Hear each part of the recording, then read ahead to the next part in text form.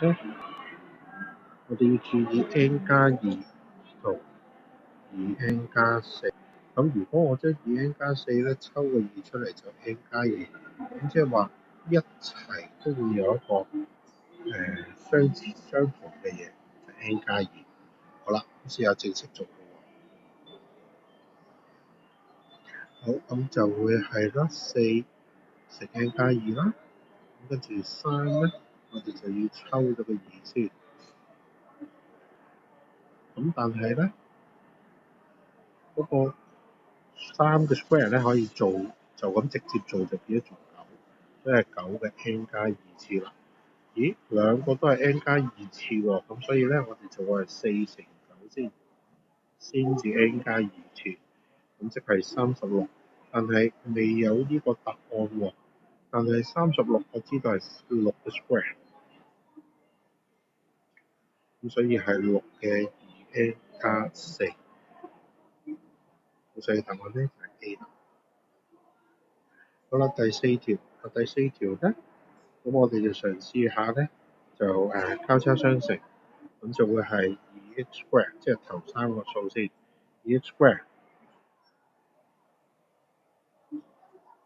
2x 同 x， 跟住咧就負 y 正 y 咧，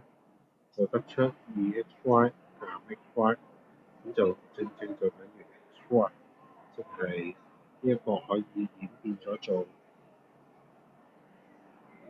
2x 減 y 乘 x 加 y。咁跟住呢兩個咧就可以抽個4，咁共同有個 x 加 y common factor， 抽佢出嚟，即係 2x 減 y 加4，咁個答案就係 B。咁另外或者你可以靠呢個咧用 formula 01去 factorize 嘅。好，第5條，咁我哋嘗試下咧就爆咗左手邊先。好，left hand side 先。咁嘗試下爆咗，咁我哋就第一個括號嘅第一個數 x 就乘 x 加 c， 第二個成個括號，再將第一個括號第二個數2乘翻第二個括號，就有個12嘅，咁就會得出 x square 啦，加 xc 加2個 x， 再加2個 c 加12，抽個 common factor， 淨係呢兩個數係有個 x 嘅，抽佢就係 c 加2x 啦，跟住就 2c 加12啦。好啦，跟住到 right hand side 一樣啦，我哋又係盡爆佢。好啦，咁就會係 x square 加 dx 加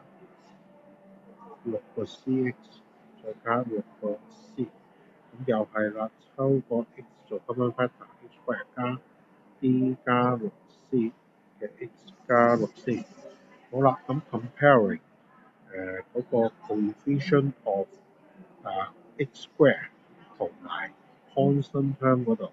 我比較 constant term 先啦，就可以計到個 c， 所以係 6c 就會等於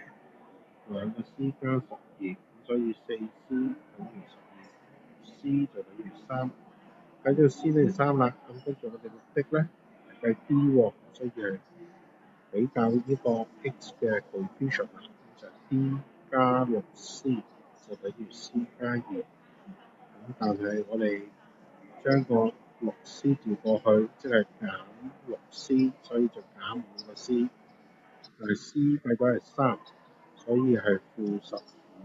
加2，即係-13，所以答案就係 A 啦。